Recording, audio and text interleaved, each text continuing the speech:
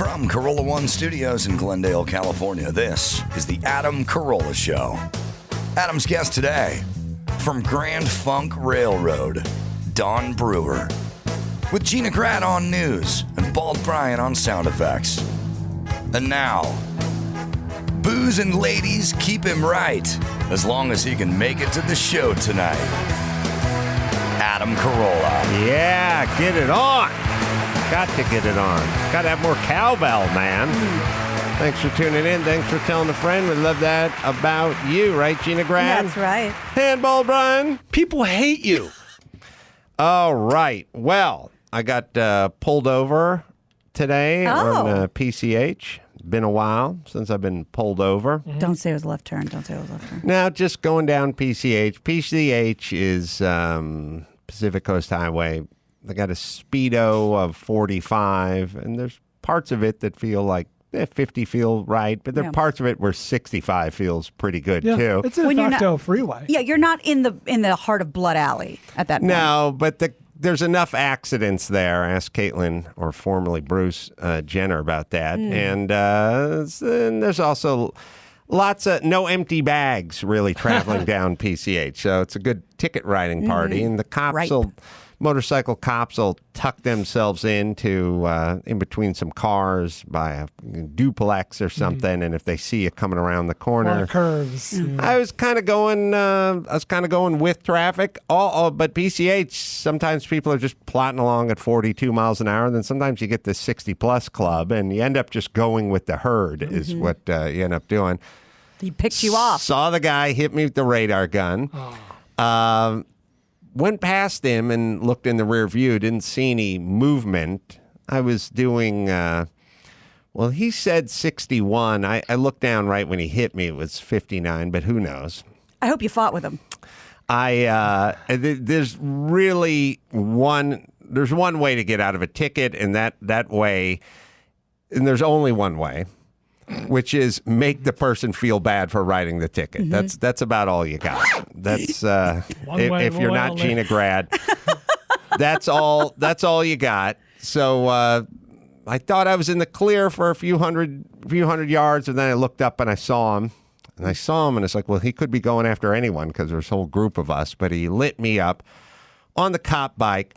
Now the cop bike on PCH, when the guy's stashed with the radar gun, means you're getting a ticket because that's what he's there for. You know, there's kind of interactions with cops where they're doing something else or going somewhere else, and whatever you did was so egregious that they'll just pull you over and they'll go, watch your speed. But they want to get on to what they're getting on to. But this guy's not getting on to anything. This is what he's doing. Yeah. So motorcycle cop survival rate for not getting a ticket very low. Very low. So pulled me over, and I had the passenger side window down. I had my license out. I was turned the stereo down. Was handing the license to him as I'm like, I'm gonna make him feel as bad as he possibly can. And there you go, ziggy-zaggy. He was a 50-year-old dude, and he just pulled me over, and then I handed him the license, and he said, I clocked you at 61, and then he paused for a second. I think he looked at the license, and then he went, buy anything new? Lakers? And I said, saw that X on the license when I hadn't decided on a gender. I said, it's hate crime. I said, I'm always getting a new Newman race car. I said, I'm a Shelby guy. And I was like, we're in. Hands the DVD. We're in. So, did you get out that Shelby Museum out in Golden, Colorado? And he's like, I haven't been out there. I said, you got to get out to that Shelby Museum. He's like, oh, yeah. I was like, you going up to Pebble Beach this year? He's like, I wish. I was like, I'll be there. I'm racing a Newman car. He's like, oh, man. And from that point on, it was just like, have a nice day. Oh, good for you. By the way, you don't even get it's ironic when you see the cop and the cop's cool and he's a man show guy or a car guy or whatever. They don't even throw in the slow it down. Yeah. Now, ironically, if they do hand you the ticket, they then comes a little explanation about how you need to drive from this point on. But when they don't give it to you, they're like, do what you want. Yeah, because he didn't want you to call him a douche. So that was good. But it also, I had this thought. You guys tell me what you think. Motorcycle cops are a little more into motorsports than non-motorcycle cops because you ride a Motorcycle, sure. Part of your attraction is someone's going to pay me to ride a motorcycle all day, and they'll pay for the gas too. So, and I'll be out in Malibu all day. So you got a demo that is not, your 24-year-old cop chick who's, second year on the duty. She doesn't know. She's probably not a car person. That's not why she took the job. You got a lot of different, but by and large, cops are car guys. Sure. And because they're just dudes, you know what I mean? By and large, and dudes just like meatheads. Yes, higher batting average that they're car guys, and then you have motorcycle cop guy. So that's a motor subset. Yes, that's a subset. So if you are in the car world or known it from the car world, because he didn't hit me with the Man Show or the Crank Yankers. He hit me with car stuff. So he watches the Leno's garages and all that kind of shit. So he knew immediately that there was some car connection. And then one car guy can't give another guy a ticket for driving in his car a little too fast. A little, yeah. If you had been tearing it up at 100 miles an hour, you might have had no choice. But, Probably not this guy, but it's yeah. either or. Right. So, it helps to be a car guy. You found your people. I found my people.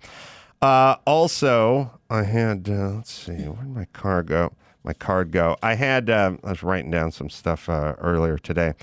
Max Zapata. I was also wondering, speaking of cars, what you guys thought of this concept. I'll do a pro and a con for it. Max Zapata, earlier in the day, you were looking up that Maserati race car that I think you can probably refine. So here's my it's not really hypothetical. It's a question, but you guys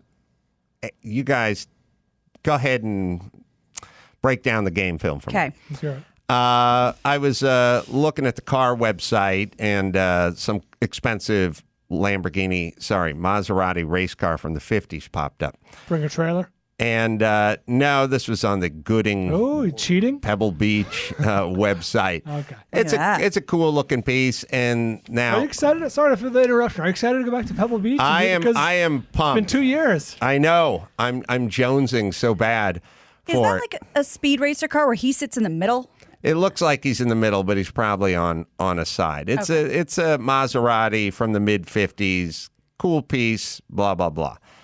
Estimate $4 million to $4.5 million bucks. All right. Now, here's the question I'm going to ask.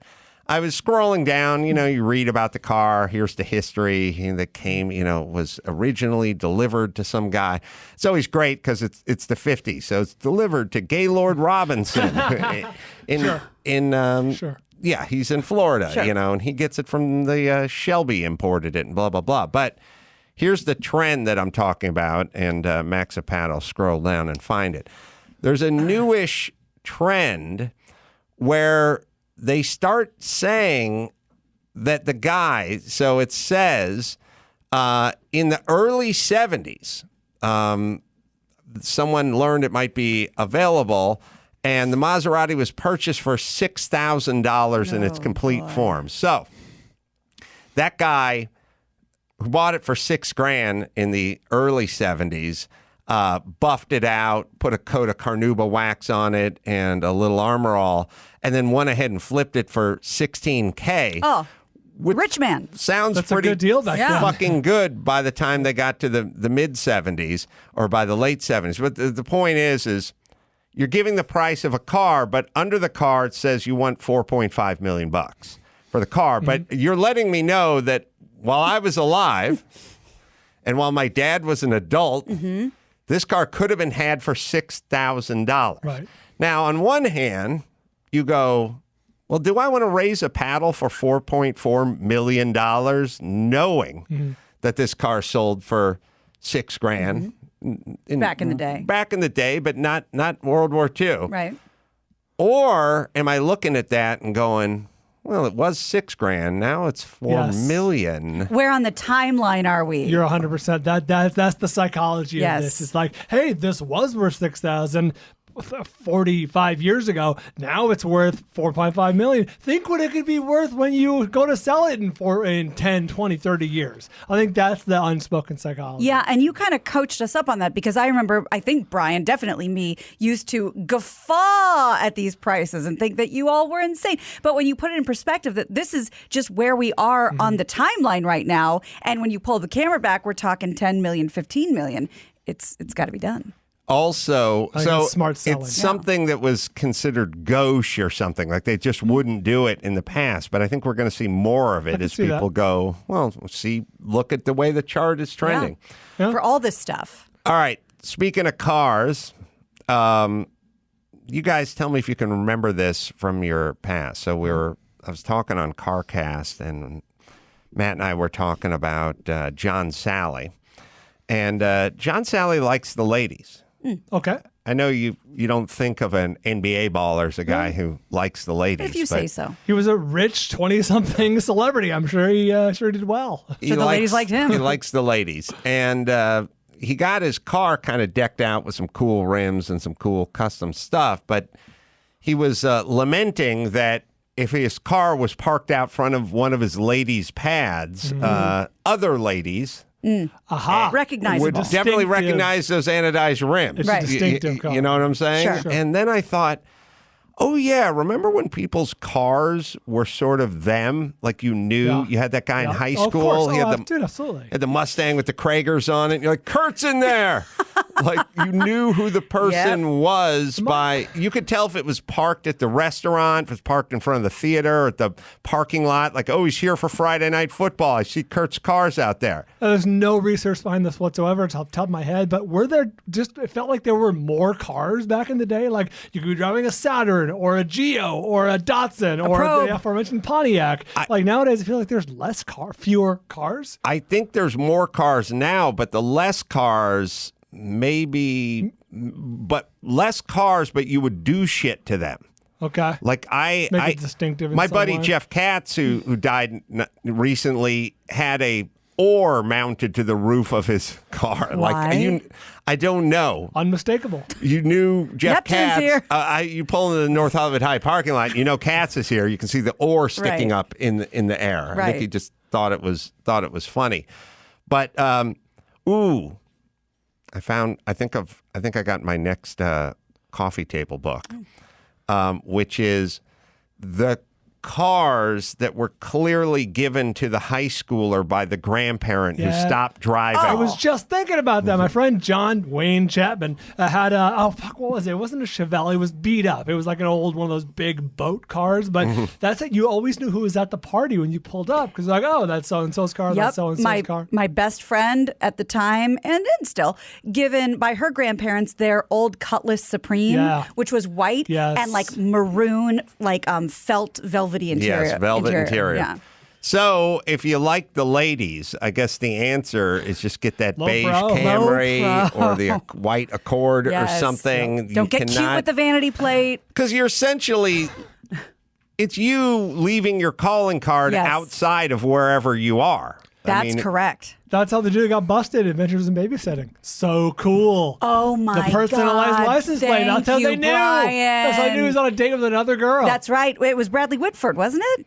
Was it? Was he the boyfriend in that? I haven't seen it in 35 years. tell you. But also, so cool. sorry, now it doesn't matter. Doesn't matter what I was going to say. That's all I can think of. I have no idea what I was going to say. All right. Well, I don't know if I shared this with you guys, but on Happy Sun News, remember we had that kind of debacle with Clear and Sonny being 15 and being turned away at Denver and blah, blah, blah. Then I told you guys the next time we used Clear, they didn't ask any ages or anything. Catch as catch can. But at some point, we're passing out of Anchorage or something, and we're passing through again, and Sonny, I think, just volunteered his age passing through, and I was gonna start coaching him up to lie about his age, but he's a little bit tall, and then there's a math you have to do. But he not only lied about the age, but then shat out the birth date, too, which he'd corrected. We'd done the math Wow. for. So he was Good. prepared. Good for Solid. him. That's I how know. you do it. He just needs to know his sign, and he'll be done. That a boy. Can I tell you something? That used to be my bullshit detector for when people would lie about their age at Loveline when I would screen calls. Mm-hmm. They're like, "Oh, I'm how old are you?" Like, "I'm blah blah blah." Like, "Yeah, what year were you born?" Because I was doing the math. 1 second. And these are all fucking stoners who called in late at night. And, It's always funny how liars are one basic move away from being caught by simply Knowing the not year. just doing the math. I mean, the kid who was calling was 14. He said he was 24, could have easily just tacked a decade on his, removed a decade from his date of birth. Too much work for the liar. Couldn't be done. The late night stoner. Now I got to tell one of my favorite Simpsons jokes, which is when Homer goes to the post office to get a package as though he's Mr. Burns. Like, "Hello, I'm Mr. Burns. I believe you have a package for me." And the guy goes, "Okay, Mr. Burns, what's your first name?" "I don't know." It would have worked. All right. Gina's got some ads she wanted to share with us. Been an embarrassment of riches lately. We got a transgendered op-ed piece from the LA Times that I think will be interesting. Mike Ovitz is calling in because there was a piece on 25 years of The Daily Show. Yeah, so yesterday the New York Times published an article, 25 years of The Daily Show, and they're talking to the creators. Let me get the article here, sorry. They're talking to the creators Liz Winstead and Madeline Smithberg, and they're just asking about how The Daily Show came about, and like, how'd you get Jon Stewart? How'd you get Stephen Colbert? And then somebody asked, how did you get Steve Carell? And Smithberg said that she called Mike August, who said, and Mike August responded, well, they were like, we need another Colbert type. And Mike August responds, I got a guy for you. He's actually Stephen Colbert's writing partner, and he's hilarious. Let's do it. And that's how Steve Carell got into The Daily Show. I always Mike, forget. he's talking about you fuck ass. I always forget how impressed I'm supposed to be with August. I easy to need these forget, reminders. It's easy to Slips forget, the mind. but he was there. I think he repped both those guys back in the day. Was all part of that scene back when nobody knew who any of these people were. He was there. And didn't Stephen Colbert and Stephen Carell have the Even Steven bit? Even Steven. It was so fucking funny. Yeah, and he was. So Mike August is the one that brought Steve Carell out to New York Wow. from Chicago. Yeah, so Mike would go to Second City, Chicago, and just try to wrangle talent, and he saw Steve Carell and said, "You got to come to New York." Look at him. Look at him. Yeah, so he'll call and tell the story. It's great. Yeah, and he was just telling us a story with not Sudeikis, but Sedaris. Sedaris, right? Sedaris, yeah, who wrote the plays, and then those guys would act in their plays, and he'd go to those plays, and it was just a whole. It was part of Sorry, I meant David. David Sedaris. David yeah. I Sedaris, was wondering if he yeah. had another brother. His mom, Mike's mom, reads all of David Sedaris' books. Yeah, me too. Goes and put it on the sees him, radar. writes him handwritten letters. Like mom's weirdly rangy for sort of coach wife. You know what I mean? I like it her. Seems real simple, but has a kind of more complex comedic side. Yeah, she's like dialed into entertainment. Yeah. And Team Mom. of course, you know that David Sedaris and Amy Sedaris are siblings. What? Yes. They have others. Well, yeah, but it's just nobody even thinks. Like, remember Vance DeGeneres? That's right, Alan DeGeneres' brother. Where did he go? I was in a groundlings class with Vance DeGeneres a million years ago. One of the, not the groundlings, but I would tell you they would offer you side classes because it was 2 years in between writing lab or intermediate and writing lab or advanced or whatever it is, and they just throw these. Mindy Sterling's doing a thing at the whatever church over there, and you just show up and. Cool. Yeah, Vance was there for that. Although Ellen wasn't really Ellen back then, so there wasn't any reason to suck up to him. Brian, our phone's working? Yeah, they just started working. Oh, okay. Brian's got an interesting question. Brian, 36 Portland. Let's see, Brian. Are our phones working? Let's try it again. Oh, sorry. I hit line 2, sorry. Line 1. There you go, Brian. Okay. Hey, how you doing, Adam? Hi, Guy. Hi, guy. Just wanted to get your opinion. I have been seeing so many student driver stickers popping up on all cars now, and I've seen a couple where it's somebody in their 30s, in a Camaro with it stuck on the back, and I'm just like, that used to paint a target on our back when I was growing up, and now everybody thinks like, oh, please be nice to me because I'm a student driver. What's your thoughts on that?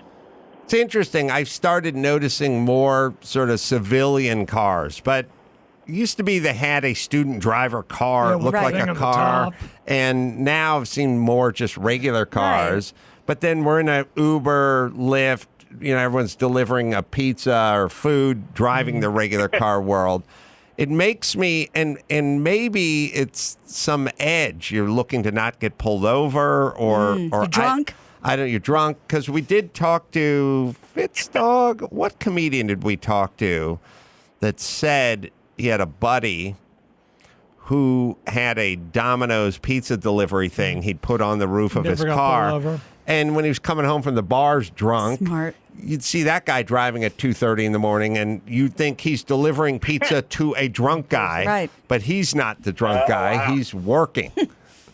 Yeah, kind of interesting. Also shows a commitment to drinking as well. Need a backup plan. Mm-hmm. It's interesting because I too have noticed a lot of student driver cars, and I just assumed it was like an uptick in immigration because they are adults; they're not kids. It would make sense coming on the heels of COVID, right? Because for a year or Yeah. year and a half, people School. weren't doing that. Thanks, Mr. Gregory, for failing me out of driver's ed. I can't Ugh. believe you failed driver. I bottomed. I officially hit rock bottom at 15 3/4 when I got that. And remember, my birthday is at the end of May, and that was a second semester 10th grade class. So I basically turned 16, and then the next day found out I failed driver's ed. So I was like, "Bah."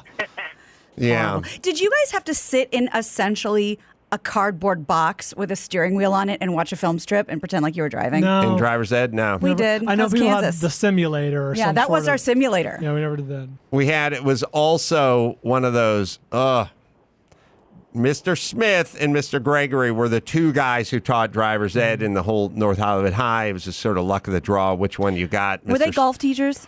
Smith was Ours were golf a teachers. football coach who was a good old boy who loved the shit out of me. That's good. Gregory was an uptight douchebag who said you got to hand in a 10-page written report on passive restraints or something, and I just didn't do it and just fucking failed the class, and he didn't give two shits about it.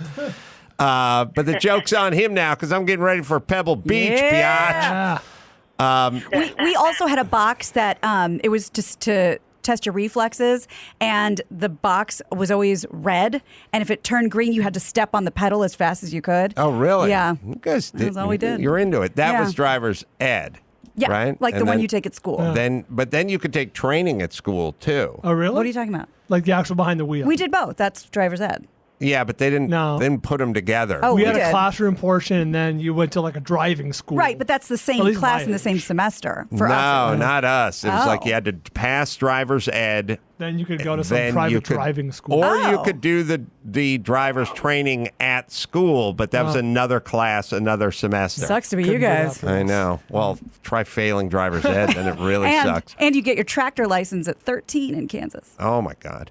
All right, thanks, Brian, because someone wants to know about a tool tune, Oh. and someone. Oh wants to know yeah, about this my one parents as rules. well. Dawson, you got this one? Hey, Kyle, Hey, what's up, Ace? How you doing? you want a tool tune? Yeah. I was driving in my car. I haven't heard this song in a long time. It came on. I was by myself, and I cranked it. I know Dawson might shit on this, but Hell no. I put it in the tool tune category. Let's hear it. Let's hear it Yeah. for a little bit. The Divinyls, all right. This lead singer died very early too. Recent. I thought recently. It feels recently, but I think it was more less recent than you think. But she can look at it. This Max hook Patterson, look it is up. immaculate. This is a great song. Windows go up quickly, but the volume goes up commensurately. And good Mm-hmm. talk singing. Chrissy Amplet died in 2013. Oh, yeah. Yeah, it's been a while. Or not so. Yeah, Dawson, you gotta like this. it's not my all-time favorite, but it's definitely. It is just a I don't. fun pop song. Yeah, it's a fun pop song. It worked. I don't have any strong opinions about this one either way. Yeah, I'm with Dawson Get to on the this. talk singing part. All right. I've got another question here. Thanks for the question, Kyle. Turn it up. Yeah. I'm going to listen on the way home. And so, also I had a question. So, recently, I was curious on these two people to hang out with. I think there was a EuroLeague soccer I was recently playing. Yeah. It's not so much about the topic itself, but I have one friend who's really, really into soccer, and then one friend who's really, really not into soccer and is very vocal about his non-supporting soccer. We have one of those And too. so I'm curious, like, hello? Hello? Yeah. Yeah. I go with the non-into soccer person. Well, so it kind of gets to your atheist point, though, Ace. It's like people that are atheists, it's like, oh, it's not my thing, but the people that are atheists that are going door to door to tell people to be atheists. So who's more annoying? That's what, it doesn't have to be like the soccer topic. I'm just in general, the people that are anti something they feel like they need to tell everyone how anti they are, or the people that are really like Star Wars or just anything like that. So the way I feel about the atheist is that it shouldn't be its own religion. It shouldn't be out, full pendulette, Right. arguing with people about their faith all the And time. you're doing the same thing. Because ironically, you end up talking more about faith than you ever soccer or whatever than you ever would. But on the other hand, if one of these mega church pastors started working at Sports Center and preaching the gospel, then I would get animated about it and angry. When you turn on Sports Center, they got college women's soccer going on like middle of the season, and they score a goal or they don't score a goal.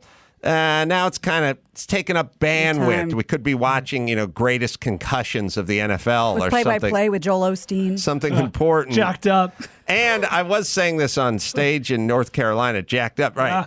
The World Cup shootout. It's like ending the Super Bowl with the quarterback skills competition, where you have like the basket on the golf cart, and you're in Tampa, and the guy's in shorts, and he throws it to see who makes it. Like Tom Brady makes this one, then they're going to win the Super Bowl. Like, just keep playing. Does it upset you? Has it ever occurred to you that that's basically how they do college overtime now? They start at the 25. Each team gets 2, shots at the end zone. If it's tied, here we go again. Yeah, we used to. I was talking to Eric Kramer about the California tiebreaker and the shit we used to do back in the day when I played Pop Warner and stuff. But I don't know. NBA has overtime and overtime and overtime, and I don't know. More game. I just feel like just keep going. If it's a game of that magnitude. I agree. I don't like the college. I especially don't like the college system because the score. It's like, BYU won 60-58. It's like, what? So it went to 3 overtimes. Right. All right. Let's see. Last question on here. Joe, 37 from Houston. Joe. Ace and the All-Stars, how's it going? Good. What's going on? So, a month ago, landscapers. A month ago, I got diagnosed with schizoid. Hold on. Schizoid personality disorder. All right. A month ago, I got diagnosed with schizoid personality disorder. And reading the effects of it sounds a lot like what your parents, how they are and treat you. Do you hate youth sports? Do you hate barbecues? Do you hate water skiing?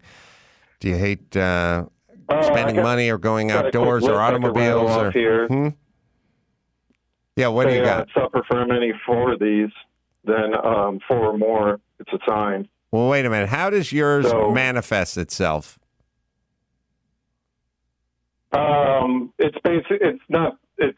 Schizoid specifically is not wanting to have close personal relationships or attachments. And you're not married. You don't have kids. None of that business. Been married, have kids. Wow. So is there a problem? Yeah. But, I could feel that, like, absentee parent wanting to come out and going to therapy to get it treated. Good for you. Are you on medication? Oh, no, there's no medication for it. It's just... Because you're not depressed. Cognitive bias therapy. Well, thank you for doing therapy and thinking about your kids and all that shit. And it's whether you're, let's just break it down. Like, it's like, all right, you have a condition. Like, there's a lot of people that just hate working out. Just hate it. And how? Just hate working out. Sure. But you still know you're supposed to work out. You still can see yourself in the mirror when you step out of the shower.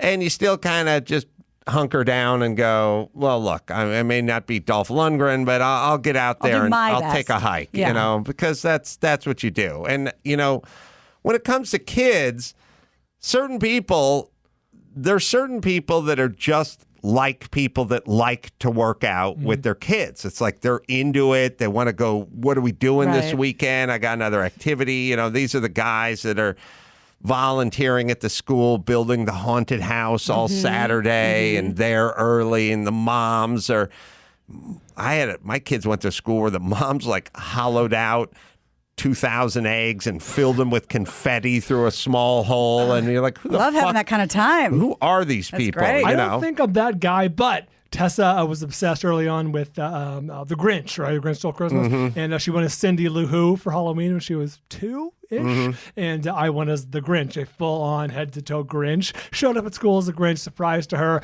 Ended up taking pictures with half the kids at the school. The Grinch is here! And it was October. It was 2 months for Halloween or for Christmas.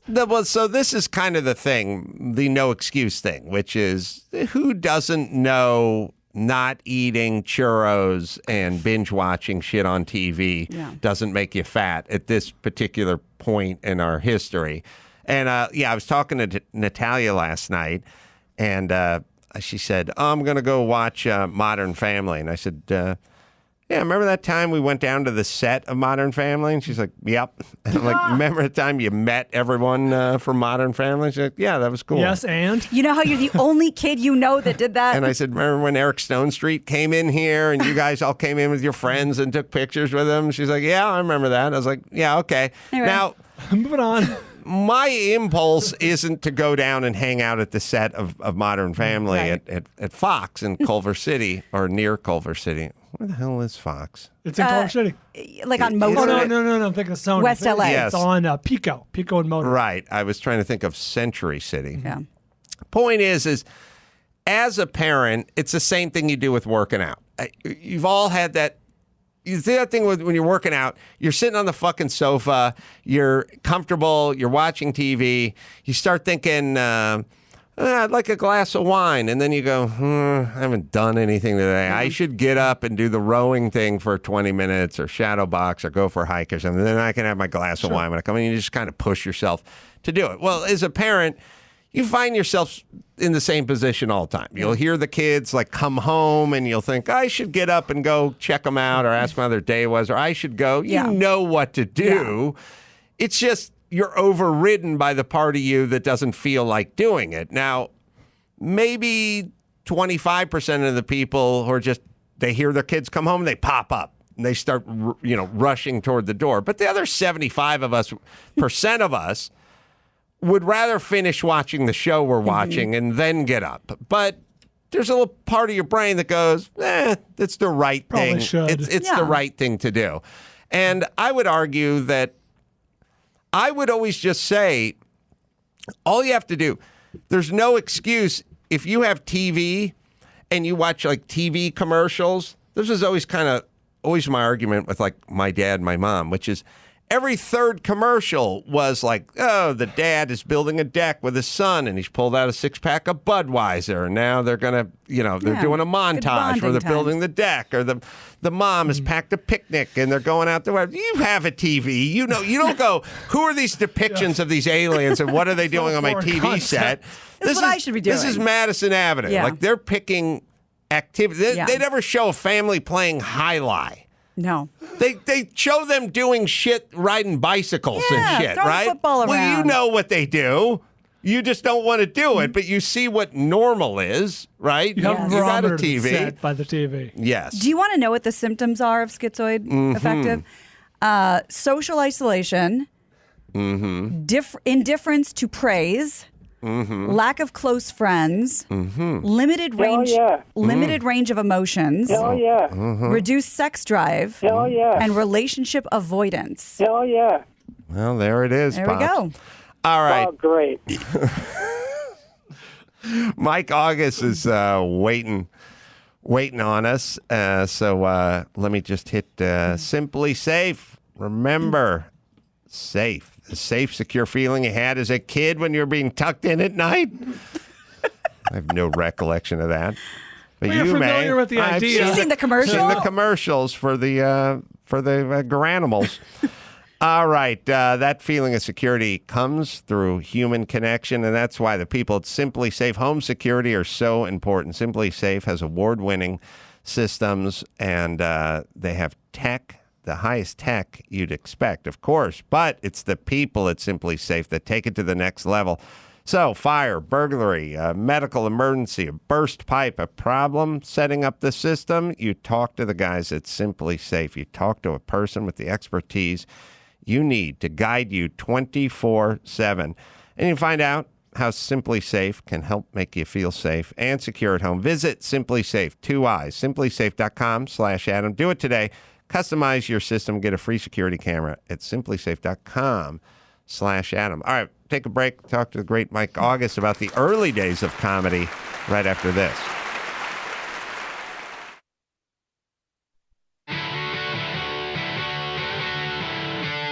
It's time to check Adam's voicemail. Hey, Adam. Matt. Rich man, poor man. Maybe it's a little bit too on the nose, but having no idea how much money you're going to make next year. Thanks a lot. Love the show. You can leave us a message at 888-634-1744. Not bad. Yeah. Don Brewer is going to join us in the next segment. He is co-lead vocalist and drummer for Grand Funk Railroad. He's the only continuous member, by the way, of Grand Funk Railroad.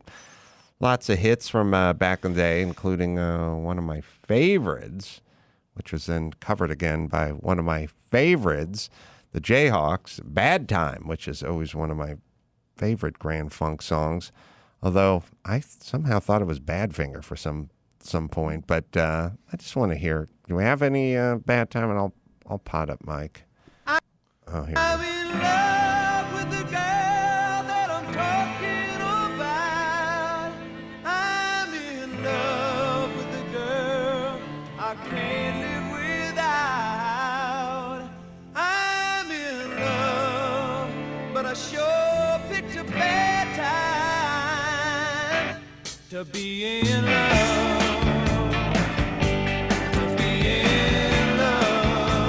I'm familiar with the Jayhawks version. Yeah.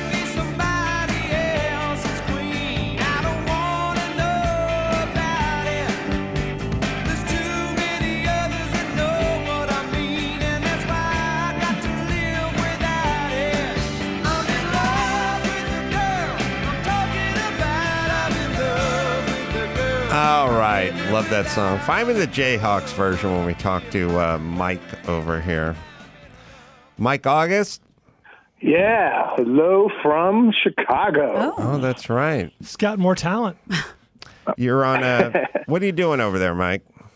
We're actually out in west of Chicago, out in the Quad Cities area. Took my kids back to see their grandparents.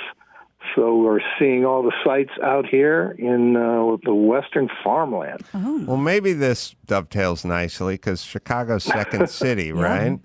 But were Carell and Colbert, were they second city guys?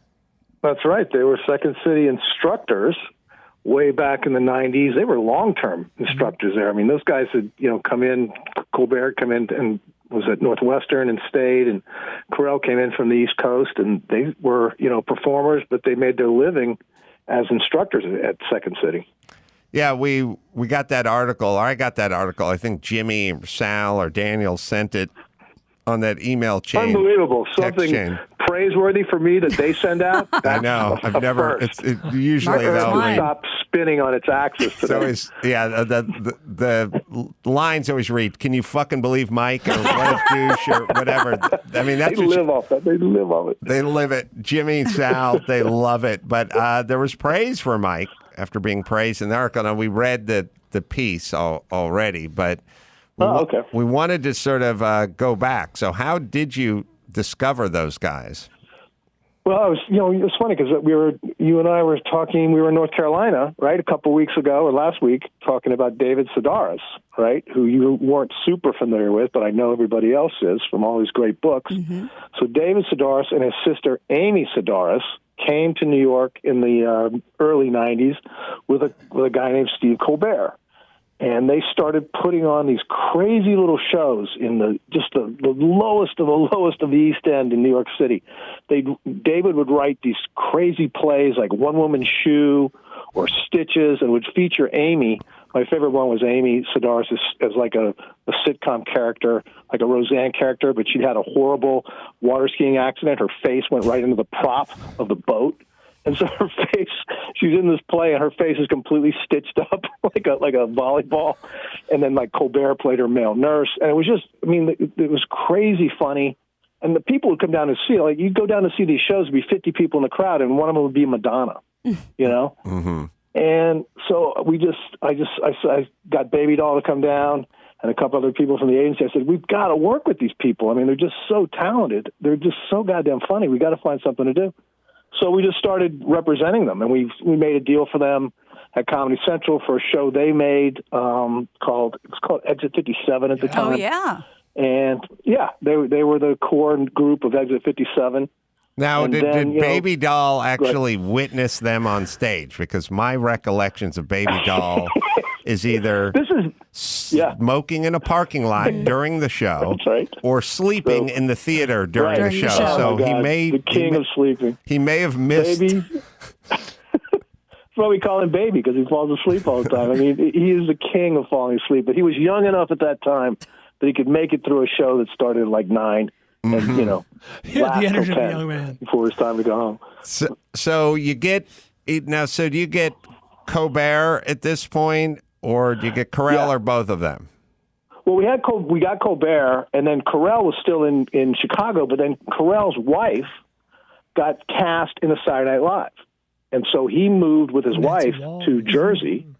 And so he was just hanging out, right? And so I met Carell through Colbert because they were just telling us, oh, yeah, he's a really funny guy. I really hadn't seen him work, but his reputation as being a really super funny guy was kind of ahead of him. So I got Colbert onto The Daily Show. He had been doing bits on Good Morning America, and they loved those bits. And so they just hired him. And then Madeline Smithberg, the producer, said, got anybody else? And I said, you got to take a look at Steve Carell. He's really a talented, funny guy. And so they said, well, let's audition him. Let's come up with something. So he came up with this audition. I said, Steve, you got to play like a correspondent. You're like a TV news guy, even though you go out and goof on stuff. So he goes onto a hill, onto a bank overlooking the Hudson River in Jersey, right? They put the camera on him, and he's got his lines, his copy he's got to read. He starts rolling downhill. Just rolling, but he's saying the copy perfectly as if he's standing still. And it was the most goddamn hilarious thing you've ever seen, because it was just this straight interpretation of the copy while the guy is rolling all the way down 30 yards down the bottom of the hill. And so they saw that tape and they hired him immediately. I mean, who's funnier when you think of like comedic actors of our time? Who's funnier than like Will Ferrell and Steve Carell? They're like the height of that. Yeah. Steve Carell doesn't even really get his due just because he's so good. I mean, he's so into it that you don't really see what he's doing. You're 100% right, and he is somehow an underrated great actor. Not even a comedic actor, a great actor. He was in Foxcatcher. He was spectacular. He's been in a lot of I was shocked when I saw Foxcatcher. I didn't realize he had those kind of levels, because he really is an actor who can do comedy as opposed to like kind of a comedic actor. He really is an Oscar-worthy type of actor. He's a super talented guy. Big Short. The nicest guy on the planet. Yeah, he's kind of Crazy Stupid Love. Yeah. Do you guys, by the way, so when did you guys part ways? Well, Baby and I made that gigantically smart move to leave William Morris and go work for Mike Ovitz at AMG. And at that point, we lost every client we had. Everybody we worked with had management in place, and none of them wanted to play ball at the new place we went to. So, we spent we spent 10 years building the best comedy business in the business. Everybody from Ray Romano to Jon Stewart to Kevin James to Steve Colbert, Steve Carell, David Sedaris. And we go to this company, and within 1 year, year and a half, Jimmy Kimmel, Adam Carolla, we lose them all. Everybody's no longer working with us because their management doesn't want to work with this new company. We literally undid the whole goddamn thing. Do you remember that Mike Ovitz roast show we did? Yes. Wow. It was that was a disaster. It was in Hollywood. I don't remember all the It was nuts. a Christmas party. Nuts and the bolts. We were Mike Ovitz, the great Mike Ovitz, the Uber agent who built CAA and then left CAA and went to Disney and was president of Disney for 10 seconds until he got kind of shuffled out by the stockholders, comes out of Disney in like 2001 and says, I'm going to create the next new great production company, management company, talent-based, and starts hiring all the best people. And so Babydoll and I get hired. I mean, we literally are pulled out of William Morris to go work for this company. And nobody wanted to see Ovitz succeed. He made so many enemies. We didn't realize that. So, while we were there, we had to do a Christmas party. So we bring Jimmy and Adam in to do our Christmas party to judge the talent show. And the talent show is just that. Every department has to put on their own little skit. And we're the comedy department, so we did this skit making fun of Mike Ovitz, which was the stupidest thing we could have ever. We had no idea the guy had a tissue-thin ego. And we wrote this whole parody song, and Jimmy gave us some lyrics, and it was just, he was so offended that literally he couldn't get rid of us quick enough. Our whole thing just came to an end, 3 months after Christmas. It was all over. Wow. It was excruciatingly uncomfortable being in the room because it was so bad. It was great though, right? But like Ovitz, didn't have a great sense of humor about himself. Probably hadn't had anyone say anything unkind in about 35 years. Right. And exactly. He's like the guy who did your softball league. Just no one's ever goofed on him, let alone in front of an audience of his own company. We took it to the next level and goofed on him in front of everybody in his life. It was horrific for him. According, from his point of view, you traumatized him. Yes. Oh, we had to apologize. We were told by people in his little circle that we, had offended him mightily, and that we literally had to write an apology letter. And also, I remember the sketch just going on forever too, because that's a good sign. No brevity. No, it was weird and uncomfortable. I remember it was at a theater in downtown LA, as I recall. They rented out some space. Oh, just unbelievable. Just the biggest disaster of my life. That 6-month window was just an undoing of an entire decade of work. It was just incredible. And then what did Ovitz go on? How did that end up? He ended up, that company just kind of came to a stop. We had everybody in that company for 10 seconds. Robin Williams was a client. DiCaprio was a client, right? And it all just came apart in big pieces. He sold it off for 10 cents. And then he kind of just went on to become, he's still out there. He's an investor, kind of an entrepreneur. He spends a lot of time, I'm told, in Silicon Valley, kind of putting entertainment deals together with, the investors out of Silicon Valley, because he's a major player, Ovitz. The guy was the greatest agent in the history of the business. CAA is the dominant agency for the last 30 years, and he built that thing coming out of William Morris in the 70s. So he's still a very, kind of powerful, influential guy, but not in Hollywood anymore. He's not talent-based. It's all kind of deal-making for him now. Has Carell probably been nominated for? I think he's been nominated for more than one Oscar. I think he's been nominated for at least one Oscar. And he never won an Emmy for The Office, though. He was always nominated. Insane. That is seriously. People don't give him enough credit when it comes to that show.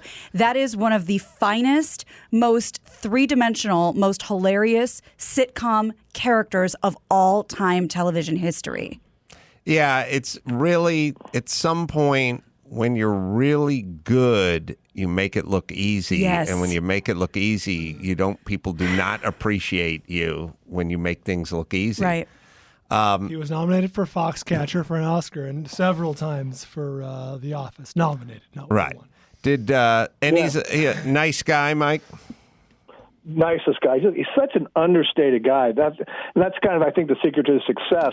You know, he's not like a shameless self-promoter. He's just kind of this guy who shows up and does the work incredibly well, but he's not out there constantly promoting himself. And so people don't realize what he's capable of until he gets his teeth in something, you know, and then he does, and people go, oh, my God, who knew he had this kind of talent? He can do comedy, he can do drama. Just an amazing, amazing guy. Yeah, very, very nice guy. Well, Mike August, the man who discovered Steve Carell, everybody. Yes. All that and a dime will get me on the bus, right? Gina, Yes. So we're eating dinner here tonight in the Midwest. What's on the menu? I found out, and I just said, I bet Gina will name every part of it. Oh, well, I don't know. Well, you said you're kind of over in the countryside, but if you're, you're trying to get your Greek on, you're trying to get your pizza on, a little, you want to go to a diner. Staples tonight. Well, then you got to do Lou Malnati's. You got to do deep dish the right way. Oh, no, we're out in the country, so we're at my in-laws. Tonight it's chicken. Mac and cheese. Okay.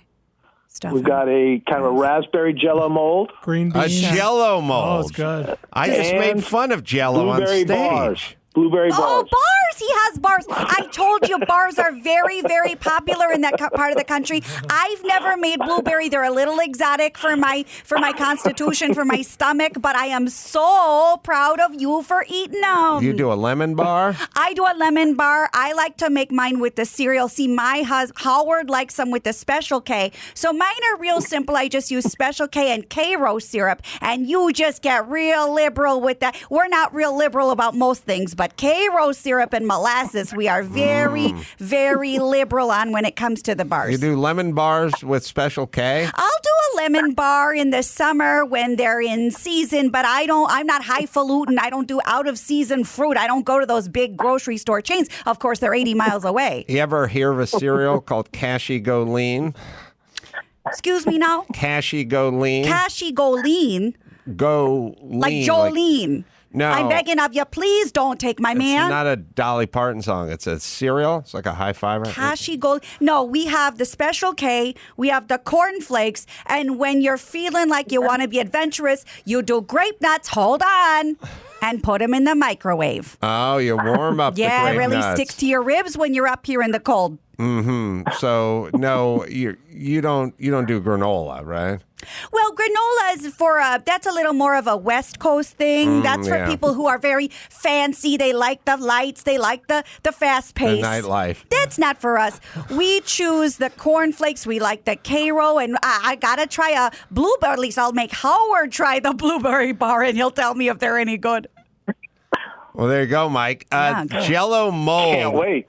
Was I making fun of Jell-O mold on this show, or was I making fun of it? You were making fun of Jell-O mold like last week, and it was in Raleigh. A huge one coming at me today. But I didn't know if I was doing it in the stand-up show or doing it on the podcast. I think it came up as an unprepared thing in Carolina. Unprepared, he says. No, I got... We do unprepared on both shows. Both shows. Yeah, but that wouldn't have made it to the podcast. We wouldn't be able to know. I wouldn't have heard it because we were dismissed. Yeah, all right. I'm still asking the same question, Mike, which is, did I do it in the podcast or did I do it in the stand-up show? Okay. But thanks for narrowing it down to both shows. Does whoever does your Jell-O mold, do they put in like walnuts or pecans so they're sort of suspended in air in the Jell-O mold? Because that's how we... With sour cream. What is the raspberry Jell-O suspended in? Anyone? Oh, you're asking folks in the room with you. I bet you it's nuts and sour cream. Pretzel crust. Oh, yeah. Come on, Jan, they're not communists. That's a little Goyish, but that's much better. I would much rather have that. Pretzel crust? Like pretzel, like you crush it up. Just busted up pretzels. Yeah. Oh. And then you must do, instead of sour cream, you must do Cool Whip. It's a layer of, trust me, it's a layer of pretzel, it's a layer of Cool Whip, and it's a layer of Jell-O. Oh, in the mold. Yeah, I bet you anything. Oh, nice, It's Mike. a double down. It's cream cheese and Cool Whip. Wow. Well, you know your kids are white. We got that going for you. They aren't. They will be. All right, well, take a photo, Mike, and I will. Send I it. will. Send it, please. And My face planted right in it. I can't wait. what's I the can't mold? wait. Is the mold a fish? Is it a ring? circle? Yeah, a bunt. Is it something exciting, or is it just the shape? It's just your standard rectangle. No fish. No bunt cake style. It's just flatware. We call that Jell-O loaf. Jell-O loaf. Jell-O loaf. Jell-O. Yes. Jell-O. Oh, I'm going to tell that to Howard. He's going to die. So you think, Minnesota Mom, you Yeah. think granolas for people that like drive sports cars and stay out late? Yes, exactly. That's for people in the high, fast-paced world of, like, I don't know, St. Paul. That's not up where we are. That's for people who wear lipstick on their lips, and they don't, they have a pleather interior, not the nice velvet that I'm used to. I get it. Yeah, the kids in the fast lane. In the fast lane, yeah. Yeah. Kashi Golin. Oh, yeah. Thanks, Mike. Thanks, everybody. Have a great weekend. Have fun. Yeah, Mike, oddly interesting. Yeah, I was going to say. Where's this Mike been? He's oddly Oh, boy. interesting. Been around, worked with impressive. everyone, Yeah. seen this, done that. And has a good recollection of everything. Knows where it's all at. Yeah. Now we still have to figure out where I did that whole Jell-O riff. Yeah, I'm looking. Must have been the. But you guys heard a perfect Mike answer, which Yeah, is that was it. I just said, did I do it in the podcast or I do it in the stand-up show? Because we do the unprepared at the end of the stand-up He said, show. yep. And he said it was in unprepared. It's not wrong. It's not wrong. Still adds zero clarity No. to my question. All right. Well, I'm thinking it was from the stand-up show. I'm thinking it was from the stand-up too. Maybe but even the late show on Saturday. We'll play it if it was. All right, we'll see if we can find the Jell-O riff. First, let me tell you about our friends at Scott'sCheapFlights.com. Scott's Cheap Flights. Travel the world and never pay full price again. People pay way too much for flights. Prices go up, they go down by hundreds of dollars, even in the same day. So you could pay a different price than the person next to you on the exact same flight. They combine technology with a team of flight experts to monitor thousands of routes on major airlines all day, every day. When prices drop, they send members an email and they send them an alert so they'll never miss an amazing deal like to Europe or Japan for less than $300 round trip. On quality airlines, no less. No kickbacks from airlines. Their only goal is to send their members great deals. It's Scott's Cheap Flights, right, Dawson? Join for free at scottscheapflights.com/Adam and never overpay for flights again. Again, join for free at scottscheapflights.com/Adam. scottscheapflights.com/Adam. All right. Well, Don Brewer, original member of Grand Funk Railroad, is going to be with us to talk cowbells and such, and we'll do that right after this. Do you want to be a part of Adam's next book? Sometimes I do. Submit your questions for Ask an Asshole by emailing them to askhole@adamcarolla.com. Please include your name, age, and location. Ask about any topic you need the Ace Man's advice or answers on. That's ASKHOLE@adamcarolla.com. Well, we're waiting on Don Brewer from Grand Funk Railroad. I always think of them with cowbell. They're not more cowbell. That's Blue Oyster Cult. But they have a pretty cowbell-laden song. Oh, there it is. There it is, off the top. Comes in hot. This is a great beginning for a rock song. Totally.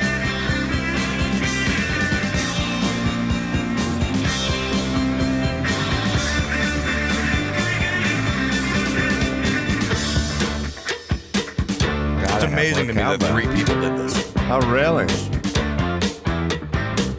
Out on the road for 40 days. Last night in Little Rock put me in a haze. Cool song. Sweet, sweet Connie doing her act. She had the whole show. That's a natural fact. People used to talk about natural fact. Hey, Chris. Yeah. Sounding pretty good about now, right? Poker is bang. And also, people wouldn't think you were so gay because you're doing Lady Gaga and singing, original compositions about your feelings and shit. Yeah. You balance it You out. don't have nothing about rolling into town and partying down. That's a good angle. Yeah. I should The ladies, you know what I mean? And the booze and the life and the cowbell. Mm-hmm. It's been too long since I heard this song. Gina's in Omaha. I didn't know where any of these places were when I heard these songs. Feel alright. What Saturday night? That's right. The hotel detective, he was out of sight. Hotel detective. That's right. They had a plan. They was out to meet the boys in the band. They said, "Come on, dudes, let's get it on." You hear this, Chris?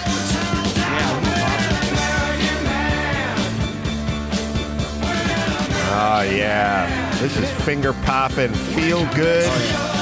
Dance BTS music. to cover this. They're gonna help you party down. They're they not give going to you party down for you. Right. Because you party down for someone, that lasts for a day, but you teach someone to party, yeah. and they Lasts can a party lifetime. forever. For a life. They give right. you their itinerary.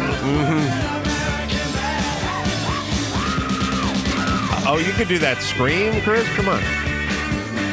Little solo. This song, it's rock, but it's got a lot of funk in it.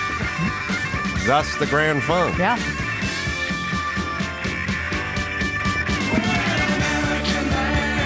Where are these guys from? Yeah, I forgot about this one.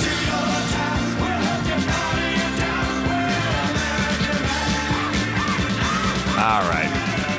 We get it. So hopefully we'll talk to Don. We're not sure where he is. He's in Florida somewhere. You familiar with I'm Your Captain, Closer to Home? Mm-hmm. This is Grand Funk.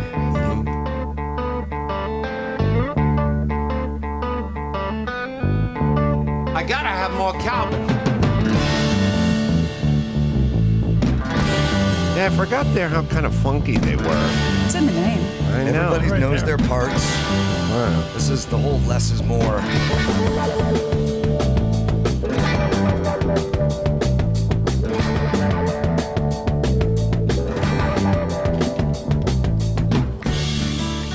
Fucking rhythm section's doing work.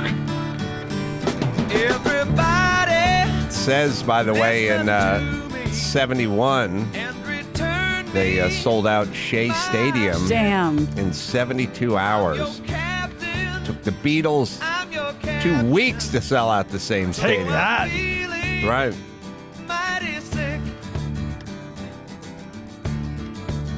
All right. We got Mike's Jell-O mold. Oh, sweet. I do think my Jell-O. Oh, that's Minnesota Mom right there. Oh, there she Oh, is. That's casting for exactly. type. That's right. Doreen's mom. You know the That looks good as hell. let me just offer this. Fuck yeah. Maybe this is the COVID talking here, but we're all so interested in kind of Richard Branson's going to outer space, and like, well, you only got the iPhone 10, the iPhone 12's been out for 3 days, like, what are you doing driving a car that doesn't plug in or whatever? What's the latest? What's the newest? The people with the old wood cabinets in their kitchen who like making shit out of Jell-O, Yeah. I think they're happier than everybody. Look, and you can even see the bird feeder outside. Got the bird feeder. She's can see it on her proud. face. She's proud. That's Love right. that. Oh, we did ACS first show. We did Jell-O. Oh. August was right. Oh, was he right? Oh, he wasn't right. You can never doesn't tell. know. It's gray matter. He just said unprepared. Yeah. That's the other thing. That's the other thing that Mike can't figure out, which is if you say, well, Adam does his stand-up act for 45, 50 minutes, and then the last 25 minutes I do unprepared, and I'm trying to figure out were these jokes from Unprepared or were they from the stand-up act? Yep. He'll go, Yep. It's from Unprepared. But I'll go, but you're calling the whole thing Unprepared, but there is set jokes, and then there's this thing called Unprepared. And it's like, look up Adam's Unprepared. It's like, that's from the live but you're show. looking that's the stand-up. Right. You have to make a distinction between the set stuff and the unprepared stuff. So we aired that then, I guess. All right. Well, then people don't need to hear it again. Also, we got an article that Dawson was looking at, which was an op-ed piece from the L.A. Times. It was a couple of weeks ago. It has to do with the guy at the spa on Wilshire who walked in. We all saw the viral video. Although we never saw the person. Well, we never saw the dude I'm just or the curious. guy or the beard and dingling was what I heard from the woman of color who was yelling at the poor hapless person behind the counter who let him in. But the L.A. Times has an op-ed opinion on this. Wonder where they came down on it. Editorial. Transgender spa customers have same rights as others. The rights of transgender people to act in accordance with their gender identity is fortunately gaining acceptance in many corners, including at the U.S. Supreme Court, which just last week handed a major victory to transgender students seeking to use the school bathrooms of their choice.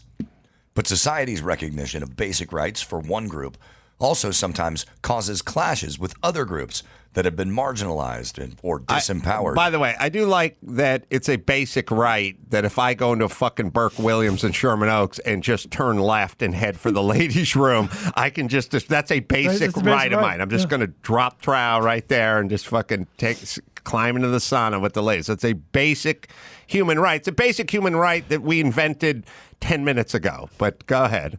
That's why the fracas over a transgender woman using the clothing optional women's area of a Koreatown spa is more complicated than it might seem. There is no doubt that We Spa did the right thing in defending the right of a transgender customer to be nude in the women's area, even though the sight of male appearing genitalia That's my favorite. discomforted at least one female customer. So now we're getting into the ether and the nether parts of this crazy world. But he had male appearing genitalia, but he was transgendered. Okay. They let it off. I believe Dawson was it. There's no doubt. It's like there is some doubt. There's a controversy, a huge controversy. There, you have to acknowledge that there is some doubt. He had the appearance of male genitalia. I would say that's just having male genitalia. Yeah.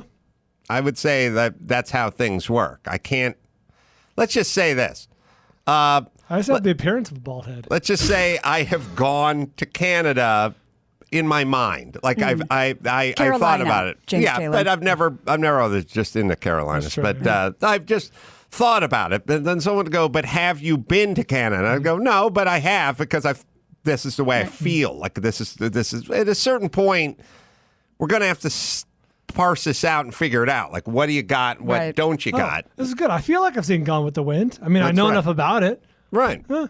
Haven't seen it. As a public serving business, We Spa had to follow California law forbidding discrimination against transgender people. What's extraordinary isn't that the spa's employees followed the law, but that this led to violence outside as opponents and supporters of the law clashed over the weekend. At the same time, that doesn't make everyone who feels uncomfortable in such scenarios a bigot. There are women who have been through personal experiences, such as sexual assault, who might find such a situation intimidating. Well, by the way, I think they just call them women, like fucking women who want to go to the spa. You're allowed to not like something or not want it, like just not prefer But you it. had to be raped by bikers on your 14th birthday. Or a bigot. Yeah, see, according to these fucking idiots, there's something wrong with you. Like, well, if you're severe, they do that thing where it's like, well, if you're mauled by a dog, then maybe you're a little freaked out when you go to someone's house. No, this is called women, like Mike's mother-in-law with the Jell-O mold. Yeah. Probably wasn't violently raped. I but hope not. would feel uncomfortable in the spa with a dude swinging his dick around. See, it's all about this kind of shaping of words. You know, I'm like, some women, he had male appearing genitalia. All right, keep going. It could go against the convictions and traditions of observant Muslims and Jews who have a conservative or orthodox interpretation of gender norms and might themselves feel marginalized for their traditional beliefs. They're not at the Queen's I'll Ball. put it, who's the fucking retard that wrote this thing, or it's just the editorial board? Times editorial. You're calling this some sort of outliner thing. Like, well, maybe you have a Jehovah's Witness who wants to get a schwitz in there, or a Hasidic Jew, or someone who was violently raped by marauding Huns or Normans or bikers or something like that. You fucking pussies, find me the young chick who's perfectly fine with just a strange dude walking into their side of the locker room with a beard and a dick and sitting on the edge of the hot tub. You find me those people, because what you're doing is you're treating those people like they're outliers, and but there's a handful of people that might be affected. No, it's 99.7% of the female fucking population who would be uncomfortable about this, not deeply religious people or people with underlying conditions. This is, not to get too inside baseball, this is Los Feliz hipsters getting too far up their ass. Like, I think they would be surprised to learn that the vast majority of I'm imagining, women of the world or this nation would be uncomfortable with a bearded dude with his dick hanging out walking into their locker room. I think they know it. They're just trying to. They're Virtue trying signal. to create they're trying to alter reality in such a way that makes them correct, or makes the people who object to it insane. As complicated as the opposing beliefs might be, it is clear where the rights in this matter land. Everyone, transgender customers, members of every faith, and women who are upset by the sight of penises has the right to use the spa and other public accommodations. Right. Now, it's women who are upset at the sight of penises where they're not expecting to see hogs. You know what I mean? It's not, she doesn't return home and see her husband stepping out of the shower and clutch her pearls. No. But if you're going to get froyo with your daughter and a guy pulls his fucking wang out, then you're uncomfortable. They're not uncomfortable in general with the sight of penis. They're uncomfortable because they think they're going to the woman's side of the spa. Sure. That's what makes them uncomfortable. Well, it just happens that in this case, the public accommodation also includes nudity. But no one has an absolute right to feel comfortable all the time. Oh, because you're usually talking about people's feelings all the time and how they felt, how they're usually arguing the other point. Right. That's interesting because you talk about everyone feeling threatened, but now you don't worry about the people who feel threatened. People have a right to use the spa, but that doesn't include with it a guarantee that they will feel that they all will feel at ease with everything they see. The spa is a private business, right? Like, you don't have the right to use a private business. They'll let you in or not. And this sort of thing where it's like everyone doesn't have the right to feel 100% comfortable all the time. Yeah, we know. This is an editorial about nothing. But sorry, you can keep going. They might prefer a spa where a certain amount of body covering is required. The reason to think there is reason to think that a lot of the hullabaloo. Is that what they said? Fracas and hullabaloo. Yeah. This is like a 73-year-old woman. Mm-hmm. Young people are far more comfortable with the idea of shared spaces for people of all gender identities and sexes. While the state battled in 2013 over school bathroom and locker room rights for public school students, Los Angeles Unified School District had been following such a policy for years with little to no discontent among students and parents. This didn't solve the issue of where offended people go if they want a group experience in keeping with their religious traditions. Keeping with their religious traditions. Yeah. Or just fucking normal people that aren't virtue signaling and super woke. It shouldn't be impossible for that to happen, considering the strong constitutional protections in this country for freedom of religion. Future U.S. Supreme Court rulings might well grant faith-based groups the right to set up spas and other accommodations that are in keeping with their beliefs. This is going a little off the rails. They turn this into some sort of religious faith battle. The fucking chick who came out of there wasn't, she wasn't a Uyghur. Oh, wow. Probably shouldn't have choose that religion for her. But the point is she wasn't a religious person. She was a mom who was there with her fucking kid who didn't want to see the guy's dong. Not the idea is like turn everyone into religious nut jobs so you can win your retarded argument. The balance between freedom of religion and freedom of association, on the other hand, and the right to equal protection under the laws, on the other, is a delicate matter over which there is not yet a prevailing societal consensus. All right. Would you like to hear my theory on this? Yes. Yeah. And it may be point shitting. I don't know. I don't think this person exists. I don't think this happened.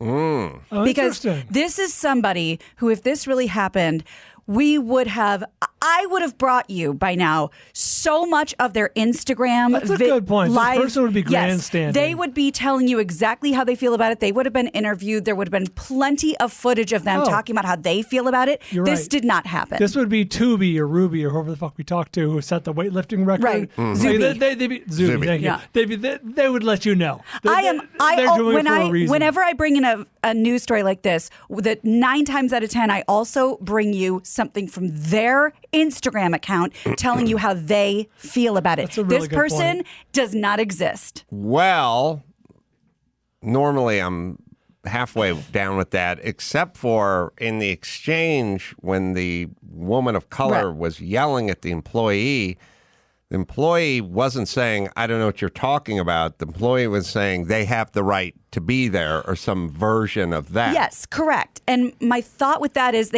first of all, this person, there was no record of them. Now we got to find that clip Yes. just to see. And I know the what you're talking person about. has their mask over their mouth and they're kind of mumbling, but they're saying, well, they have the right to be there or something. There's no record of this person getting any spa treatments, which you don't have to get at the spa. You can. We've gone in and used it, and they wouldn't know our name or anything, and that's fine.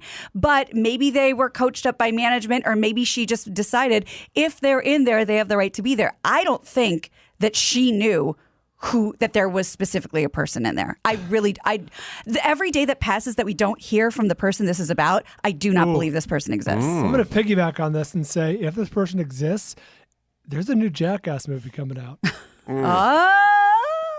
This would not be beyond the realm, especially if they're saving it to reveal it in the movie. Right. That's we also have to factor this in. And it's kind of my dogs at the airport thing, which is if we don't really define things like who was medically needs to travel with or whatever, then a certain percentage of dudes are going to go, I just want to go check out the locker room. Right. I'll go check out the ladies' locker room. Like, I'm just fucking in there to look at some titties. I get that. Grab that. But including this incident, in my opinion, it hasn't happened yet. Okay. So we have something on the screen. We got to hear what the employee says. Trying to now, but then the black chick who's very animated about it. Where did she come from? No idea. Well, she's got to be motivated. Yes. She's got to be motivated somehow. I also watched her Instagram feed the night of the first protest, and she was sitting in her car somewhere and said, everybody's asking me if I'm coming to the protest because I kind of started this whole thing, and I've been told it's not safe, so I won't be there. So is she trolling people? Is she nuts? Does she see something that nobody else in this there's no other witnesses coming out on either side? Well, she would have to go into the spa, go into the ladies' room. But they're crowded. She wouldn't have been the only one in there. True. Depending on what time and whatever's going on. Not see anything and then go out and scream at the person behind the counter for letting someone in that side of the spa. Yeah. But it seems like the person on the other side of the glass would just go, I don't know what you're talking about. Yeah, I want to see that clip too, because what it seems, if we're talking about what seems more likely, that this person who seems to exist has never shown their face, or no one's ever tracked them down to interview them, or there's just a crazy woman in LA. Well, but I can also make the argument for the crazy person who doesn't want to do an interview or anything, just want to go stare at titties and then just want to fucking go home and beat off. Like, didn't want to be on Maury Povich. Yes, but because this sparked protests and beatings and crazy stuff, wouldn't there be some article or some anchor who said, we spoke to their publicist, but they didn't want to be talked to? I haven't heard any of that. Well, I'm not saying it has a publicist. Or I'm just whoever. saying if it's just a dude who just like when you go to summer camp and you could go into the girls thing or the boys thing, everyone's getting dressed to go out in the pool or something. If some dude just wanted to walk into the girls' side and check out some tits and ass, at some point he got shooed away and he left, he would just leave. Like, I don't know that he'd have a press conference or a publicist. Some producer from some local news station would track this person down and at least say, would you like to be interviewed? And then they'd go on as an anchor and say, we tried to contact them, they weren't interested. I could certainly see the possibility where this person is a peeping Tom, just want to see some boobs in the locker room. My guess, I hunch, is this person's a provocateur, much like Zuby, and like wants to make a point. This is making a point. This isn't want to see some boobs, I don't think. Or you think this is in a jackass way. They tore off wig, they put on their men's clothes, they walked out unassumingly. Nobody ever knew who was down there. This feels like making a point, like intentional. Well, there's a lot of just fucked up people. Like, That's also I could have just fucking went in there. All right. Of course we don't know. Do we have the back and forth? Yeah, we want to hear what the chick has to say. Here's the original clip here. Spa, so you don't. So it's okay. I just want to be clear with you. It's okay. It's okay for a man to go into the women's section, show his penis around the other women, young little girls underage. Your spa, we spa, condone that. Is that what you're saying? Like I asked. It's so he could stay there. He could stay there. What sexual orientation? I see a dick. It lets me know he's a man. He's a man. He is a man. He is not no female. He is not a female. He is not a female. She's not woke. Hold on. He is not a female, sweetie. Okay? Girls down there, other women who are highly offended for what they just saw. And you did nothing. Absolutely nothing. In fact, you sided with him. So We Spa is an agreement with men that just say they are a woman and they can go down there with their penis and get into the women's section. Is that what you're saying? What really? What law? What law? So women can go into the men's with their breasts. Welcome. Okay. Yeah. We're not going to come back. Yeah, you shouldn't. I wouldn't come back either. Yeah, get your money back. Everything. You got a man with his penis come back. He's a woman. He ain't no woman. Yeah, give her money back. I think it happened, Gina. I do too. I'm starting to side with Bryan. He has a dick. I think Bryan's theory. It happened and it was not legit. Okay, no, I'm What's not legit one. mean? Like a sincere transgender person wanting to do this. This was somebody who was being maybe, I don't know, extra ostentatious. Well, back to Zuby. Why isn't he being a provocateur then? Yes. No, I'm saying he is. But Zuby has an internet following. Zuby films himself winning and then puts it up on the internet. But this might not be ready for it. Like they might be Borat. They might not be ready. Are you understanding what I'm saying? Which is Zuby was doing it to provoke, to push the envelope, to be a raconteur. You know what I mean? That's I'm guessing this person is some version of that, making a point of doing this intentionally. Right, but we know who Zuby is. Right. Right. The provocateur isn't anonymous. No, I mean, we don't know who the guy is. Oh. Not yet. Not yet. This could be someone who reveals the tape, in a nicely edited piece. This could be a Borat situation. I don't think both your points have holes in them. I think it happened, and I think if he was trying to do it, he would be doing it. But he could also, this could be someone who is not known or aspires to be someone who makes a point, But why isn't any of his info out there? I have no idea about that. It must be hard not being a real But I'm just saying, if you're a provocateur, Zuby films down a little bit, himself guys. doing it, is what I'm saying. And then he puts it out there. That's his way of doing it, though. That's his way. Everyone does it differently, I guess. I'm not a provocateur. But that's We what I'm don't saying. know who this person is, though, so how are they... Maybe it hasn't been revealed yet, like in a Jackass or Borat way. This stuff comes like Now we're getting into Borat movies. But that's, Wait a minute. but that's what I'm saying. That it wasn't he wasn't just doing stunts for fun. He was putting a movie together. We don't know why this person did what they did. We don't know yet. You know what I mean? All right, but hold on. Let's start.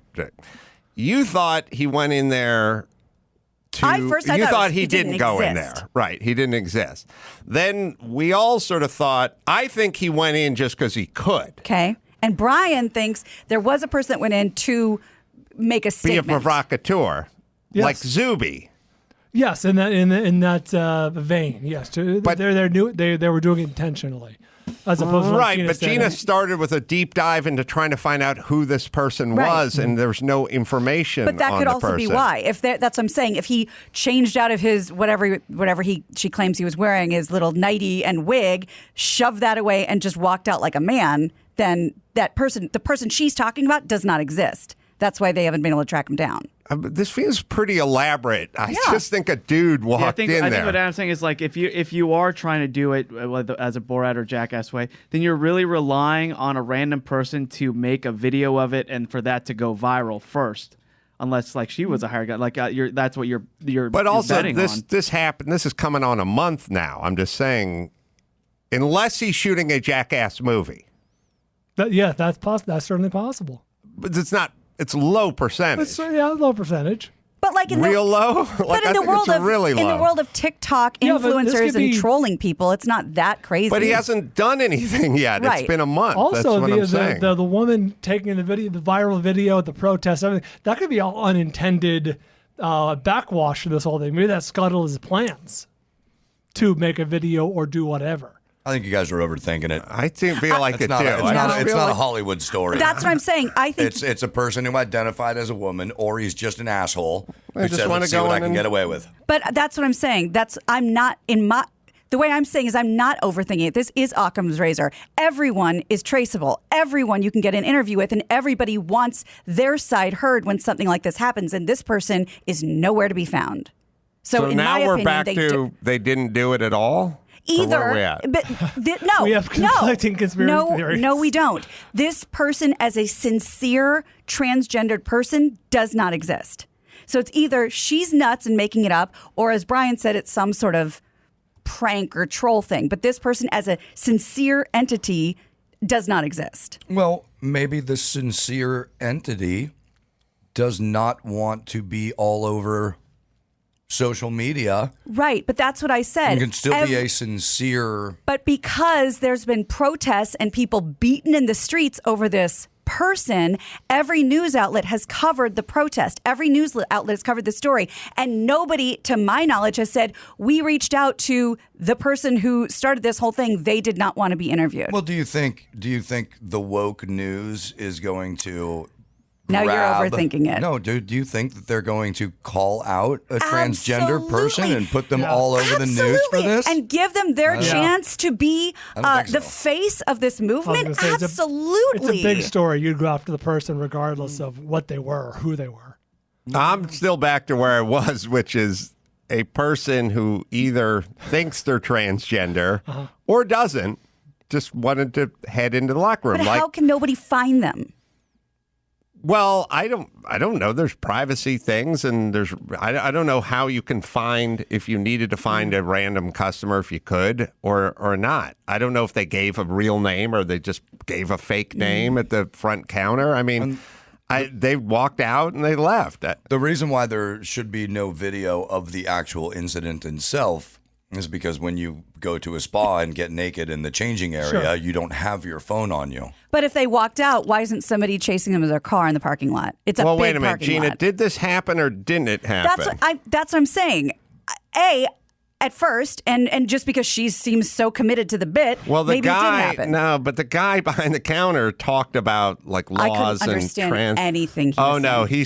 he said it. He said transgender, whatever it is. But that's the company line. If the law says they can be in there, it doesn't mean he saw the person go in. It means management said, if this happens or whatever, this is the new decree from on high. He's not saying I let that person in. Yeah, I know Joe. All right, so you back with it never happened, or are we with the Zuby provocateur? All I'm camp? saying the same thing I've said the whole time. This person as a sincere entity, hi, I'm transgender. I'm No, gonna you use gotta this. say, did it happen or didn't it happen? Then it didn't happen. Okay, but the person behind the counter was addressing it. That's what I'm saying. Okay, I don't. Maybe we should call WeSpa. Let's do the I investigation. think it's the a news low won't do. percentage thing to say it never happened. I feel that's a low There is- percentage call. There is zero documentation of this human being ever having existed, which I find odd in this day and time. Well, I don't know. You can go into a spa and just say your name is Joe Blow. But why you? didn't she follow this person to their car and yell at them? I don't know if the person left or they were still in there. I mean, just because she didn't follow her out to the parking lot doesn't mean this thing didn't happen. I guess. I think mathematically in this day and age, it's much easier to find someone than to not find someone, or to see something than to not see something. Well, now we got to hear the guy at the spa again, because I feel like the guy behind the counter was addressing this. Now, Don is on line one, and we went down this whole It's an interesting conversation. All right, we'll revisit it. Don Brewer? Yes, sir, I'm here. Sorry, we're having some problems. I know you're having some problems with your internet, and we went down this oh my God, crazy rabbit hole. It's been a nightmare. I'll tell you, anybody out there, if you can avoid AT&T, please do. Yeah, well, that's the problem with. It feels like with this, we've had internet problems here at the shop for 15 years, and it's like, that's the one you got. Weirdly, today is the day of the new internet. Today is the day of the new internet at the shop, but we celebrated it by Don Brewer's internet falling apart. Hey, so Don, we're a little bit pressed on time, but I do want to talk to you about Grand Funk Railroad, and I'll give you some plugs as well. We were just listening to a lot of your stuff, and we just love it. And by the way, holds up, and it doesn't sound like a compliment, but holds up. Like stuff that was done. Yeah, I think it does too. You know, I'm amazed when I hear the intro to American Band on the radio. The first time I heard it on the radio, I went, "My God, that sounds like a hit." And I still do. I still feel that way when I hear it come on the radio. It's like it sounds like a hit record. Were you playing the drums and the cowbell on that one? Yeah, that's me. Yeah. How old were you? I mean, you must have been 20 or 23 or yeah, like a 20 kid. or 21. I think it would have been. Yeah, it was an amazing time period. I mean, it really was. It was a pinch me, is this real rock and roll fantasy? I mean, playing Shea Stadium, playing a sold out show in Tokyo in the middle of a typhoon. I mean, it just all of this stuff was just surreal. It really was. How long was Grand Funk Railroad? Were you guys out of Michigan? Did I read that right? Yeah, Michigan, Flint, Michigan. And you guys formed in what year, and how long before you had success? 1969, and actually we started taking off in 1969. We played the first Atlanta Pop Festival as a favor to a friend of ours. He got us on. Opening day of the Atlanta Pop Festival. We drove down there, hauled our equipment in a U-Haul trailer, played opening day, and it just took off. The audience loved us. They invited us back the second day. They invited us back the third day, put us on a better time slots. By the end of that festival, we were the talk of the South. New Orleans and Dallas, and I mean everybody that went to that Atlanta Pop Festival was raving about Grand Funk Railroad. Well, how did everyone get so good so fast and end up in Flint? Well, we'd been in bands together for years. Mark and I had been in a band called The Pack, and Terry Knight in The Pack, and Mel was in a band called Question Mark and the Mysterians. And, when we put the trio together... Question Mark the Mysterians... It just meshed, They sung the Little Red Riding Hood song? Yeah. Or is that somebody else? What, Question Mark? They did 96 Tears. Oh, damn it. I know that hit. We're going to cry. Cry, cry, cry. Yeah, that's right. Yeah. With that crazy organ pushing it. Yeah, sounds. Yeah, a Farfisa. It was Farfisa organ. Yeah, speaking of holding up, not quite as good as Grand Funk Railroad.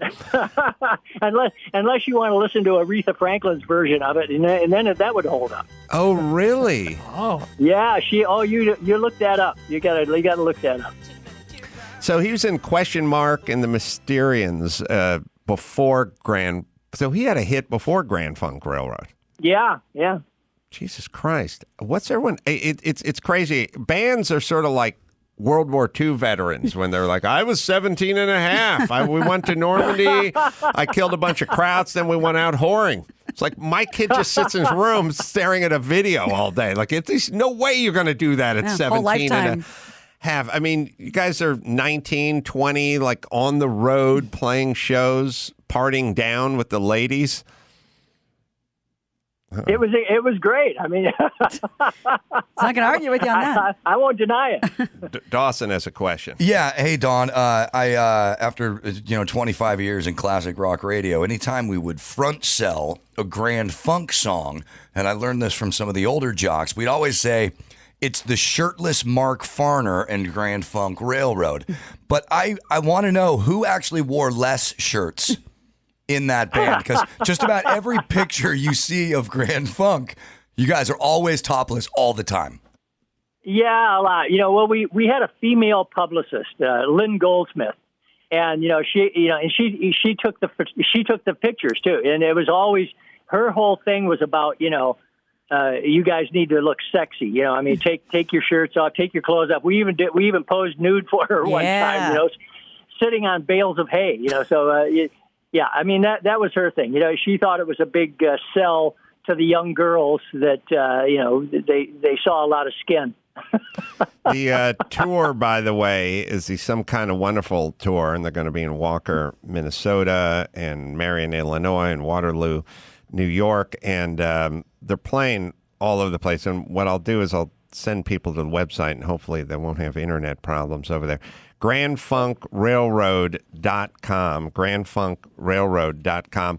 Don, because the schedule and the technicalities and everything, we'll have to cut it a little short, but we'd love to have you back and get into the nuts and the bolts of Grand Funk Railroad. But we've really enjoyed the band over the years, and glad to see you still out there doing it after 52 years? 50-something. Yeah, I know, yeah. It's amazing. Well, thank you very much for having me on. I'm sorry about the technical issues, and I'm hoping to get them straightened out next week. So. All right, but put a shirt on when you get out there now. You're not as young as you used to be. I wear a shirt. At 72, I'm not going to take my shirt off.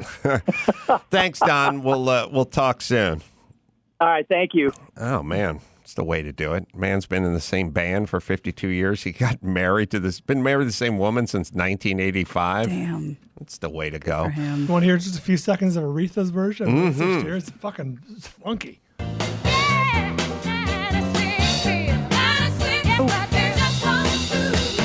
fucking song cooks.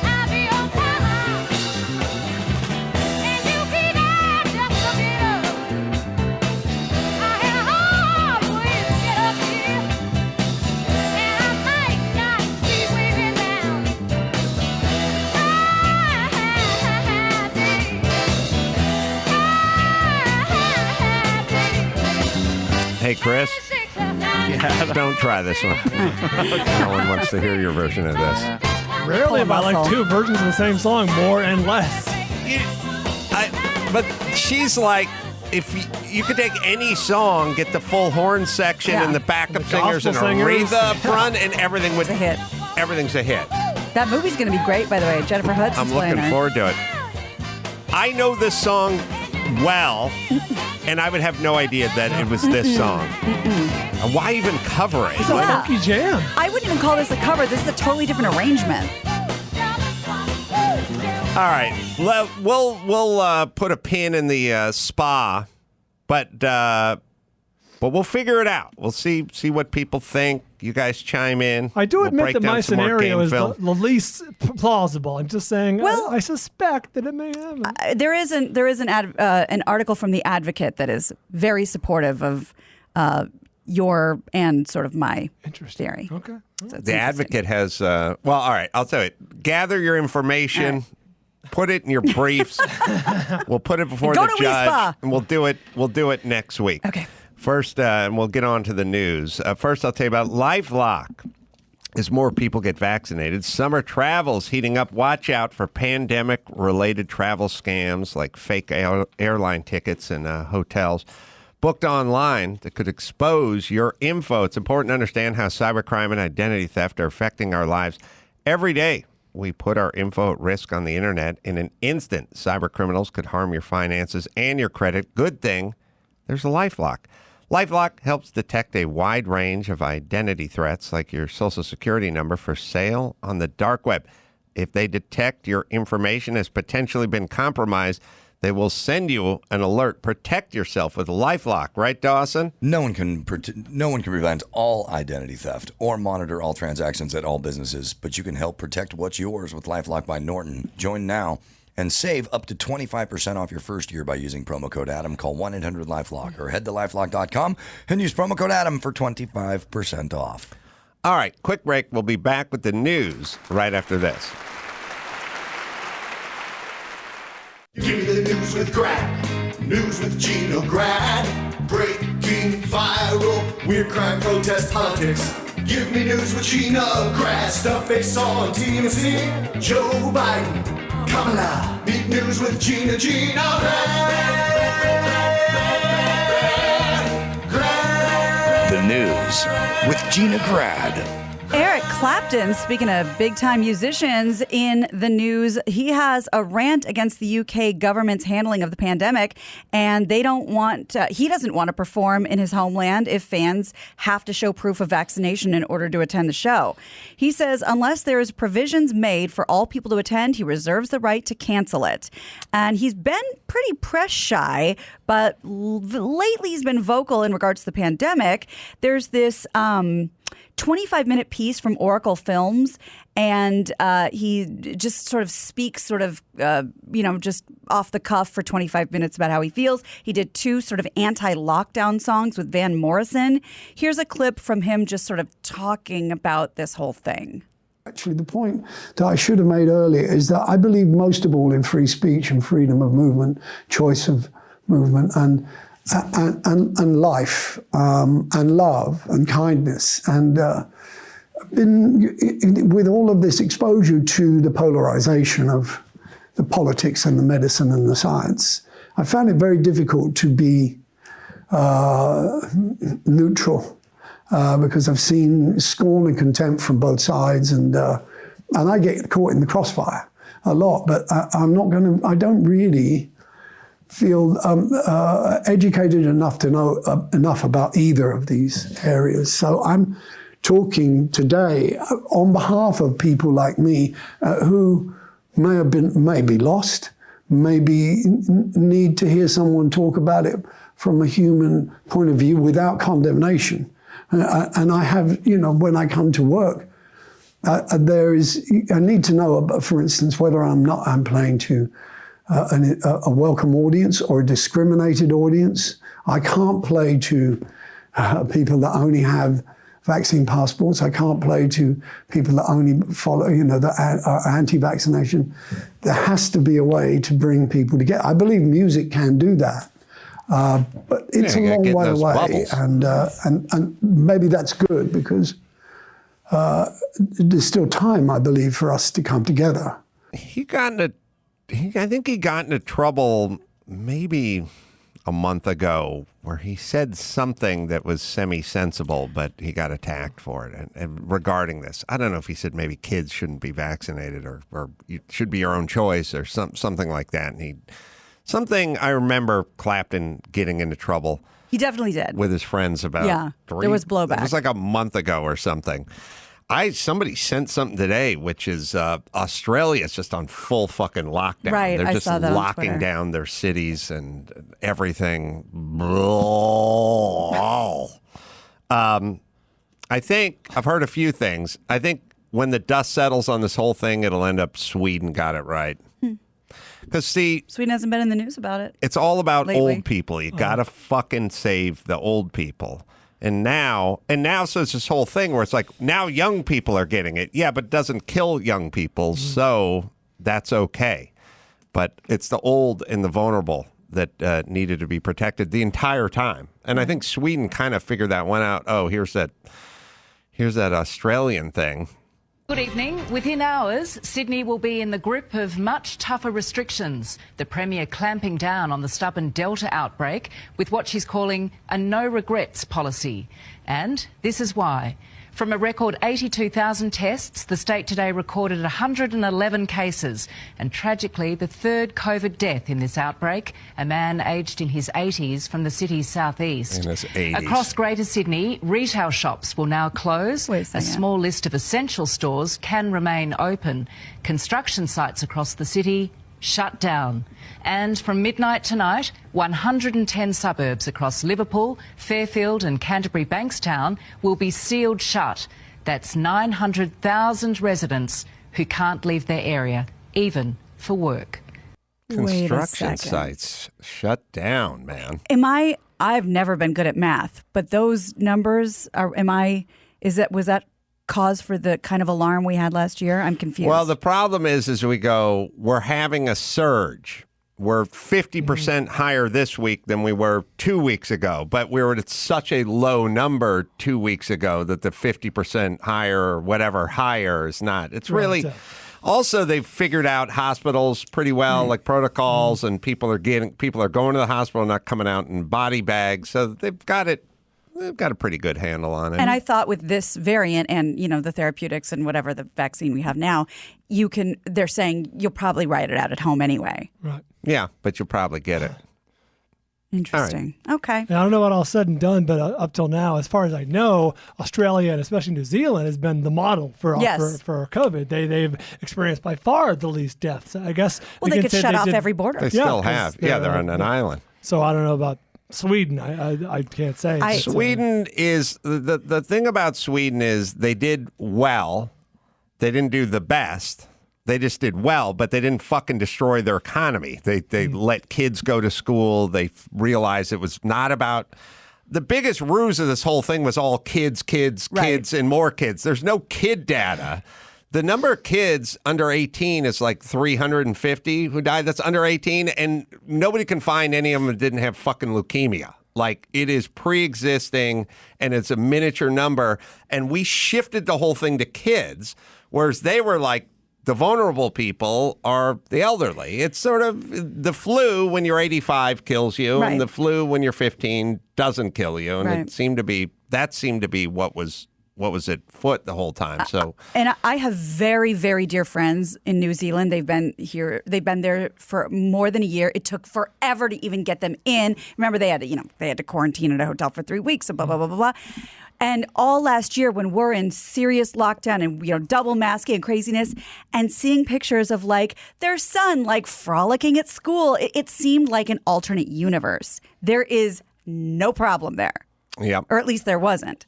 Where did Sweden come in? They did pretty good, but they kind of went with the kids and more the seniors and a little less with the kids. But all right. So that horrible condo collapse in Florida, I hadn't talked about it because there really wasn't new news. But here we have a little something. A judge has now said the victims and families of victims from that June 24th condo collapse in Surfside will receive $150 million to start. Ooh, speaking of provocateurs, shouldn't one guy like Zuby or the guy who went to the ladies' locker room, shouldn't that guy on like day 8 have covered himself with dust and staggered from the rubble and just had like his friend like film it from a car at 4 a.m. or something? Yeah, dude, that was crazy. Yeah, I would start believing in hell just to wish him to hell. But you know how Jussie Smollett worked for like 4 days? Yeah. He could have got 4 good days out of it. People would have went, oh my God, he's risen. He's risen from the dead, from the rubble. Sorry. Yeah, you're right. Well, nearly 100 people. Get on that, someone. Please don't. Nearly 100 people died. I think the window's closed. Yeah, in the collapse. Others, there's still plenty that are unaccounted for. $50 million comes from insurance. $100 million will be from the sale of the building site. It does not include any money that will be part of separate lawsuits, of course. So this is just the starting number. Victims entitled to the compensation include condo owners, renters, and visitors. And the last of the rubble was cleared from the site and taken to another site to investigate it. I guess investigate the compound of it. Were a lot of those folks like retirees? Or is Mike just doing a condo Florida man? Yeah, I'm not sure. Well, someone's daughter, someone famous, their daughter died there. Like it was really?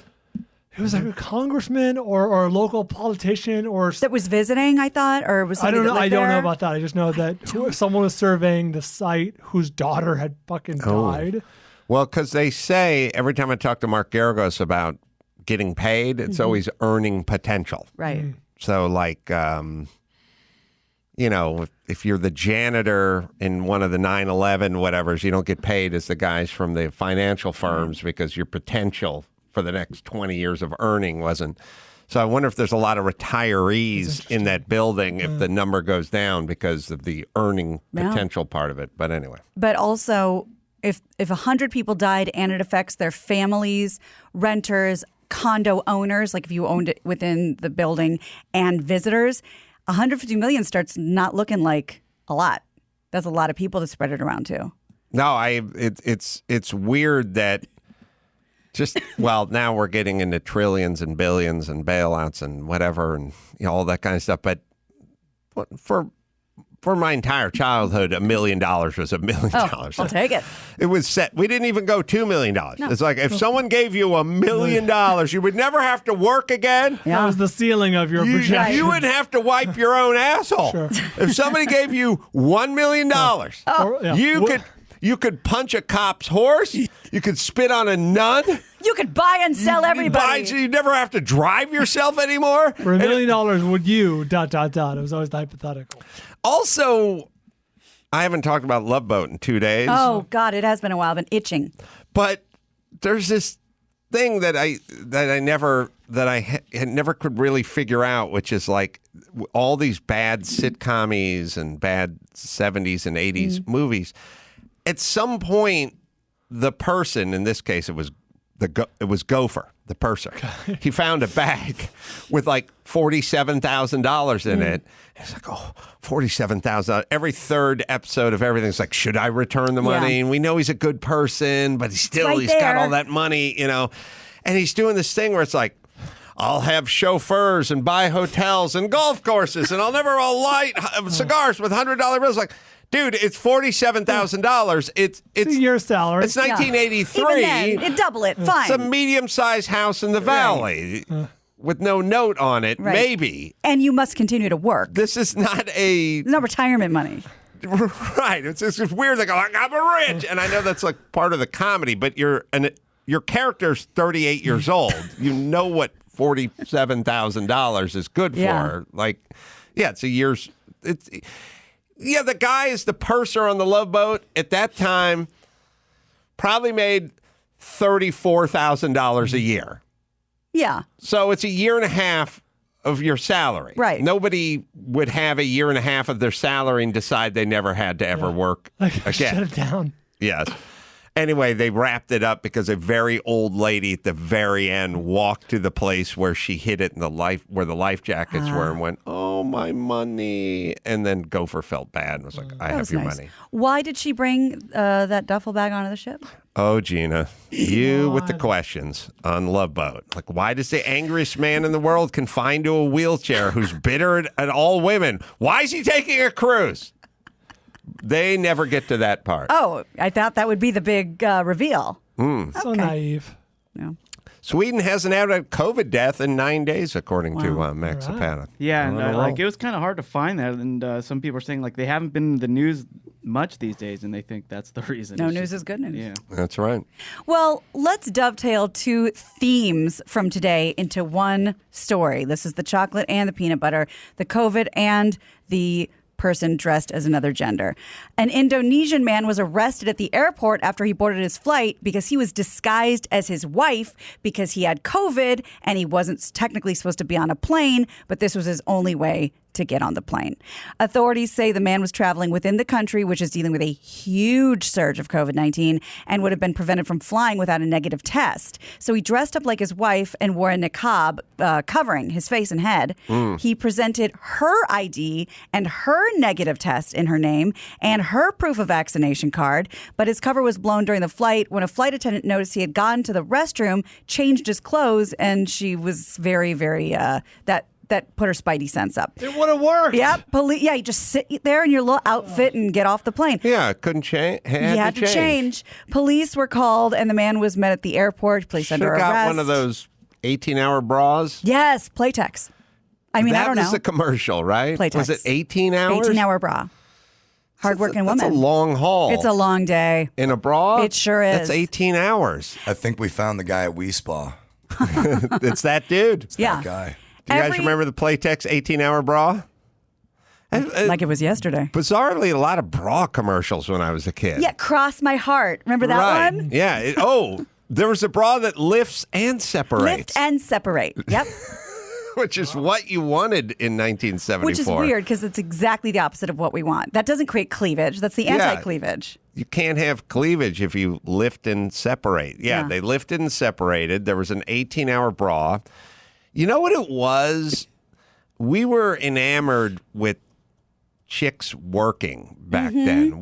Now the commercial is the dude is staying home with the kids and the chick is going out to work, and it's no big whoop. It's just a kind of standard fare. Yes. Back then, it was like, I need roller skates to keep up with you. Yes. It's so funny you say that because one of the other commercials I was looking at, I sent one that hopefully we can discuss it sometime because it's insane, but it's like businesswoman Barbie, which was a big deal. Her hair's pulled back in a smart ponytail. She's in a pink skirt suit, and that was like the thing. Yeah, it was a novelty that women worked, and if you're going to work an 18-hour shift, your boobies need a bra. Well, yeah, it's implied that you only take it off when you're going to sleep, and you only need 6 hours, honey. Yeah, every girl knows how to undo her bra with one hand and slip it through her sleeve and take it off. Every girl, Gina? Every girl. Not that girl at the Wii Spa.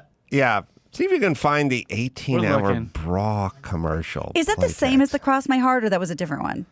I remember it was Playtex. I remember all these things were amusing to me because I don't think my mom owned a bra. Oh, boy. Or worked. She worked or like... These didn't apply to her. None of these things. They all seemed weird that these people were out there running around, contributing, paying taxes and whatnot. But I remember...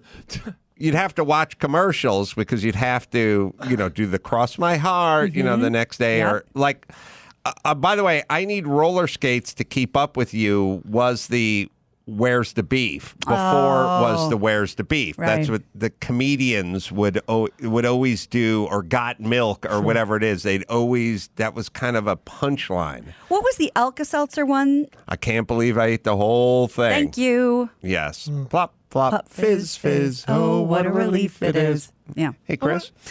The answer, I'm sure, is no. Do you think your mom or your dad has ever been awake for 18 straight hours? No, I don't. I mean, my mom, maybe she was high or something, but I feel like my Does dad. she make you sleepy? My dad would go to bed at like 8:30 or 9. That's what I'm saying. Never. Belly full of cottage cheese and raisins.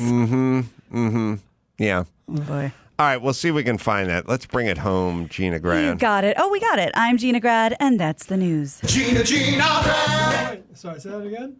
I'm Gina Grad, and that's the news. Oh, my money. Gina Grad. That was the news with Gina Grad. This black and white, this feels too old, but let's see. No, it. it's a silhouette. Feels like a Nagel girl. Got great curves?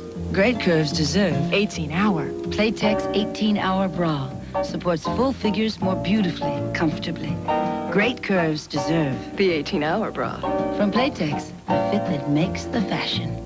Oh, there's a flock of bee cuppers in that. Yeah, there was group. nothing. I assume. That was not Nagel. That wasn't a bunch of big curve women. Those were kind of wafy bee cuppers. They were making the walls jealous, those gals. But they had an 18-hour bra. Yeah. Cross my heart. All right. Let's see. Minneapolis coming up August 27th, 28th. Doing a live pod there, and then we'll do stand-up after that. Royal Oak, Michigan coming up. That'll be September 10th. You can go to adamcarolla.com for all the live shows. Dawson and the Smokin' Kills. That's in Austin. That is at the WTF Ice House. On the road. Tonight, as you hear this, 7 p.m. Go out and support Awesome Dawson. It's free, no cover charge. Oh, Awesome Dawson in Austin? That's right. Austin's awesome Dawson. Thanks for a great week, y'all. I want to thank Don Brewer for finally chiming in and talking about Grand Funk Railroad. Until next time, Adam Carolla, Gina Grad, and Bald Bryan, and Don Brewer. Say it. Mahalo. I'm just fucking in there to look at some titties.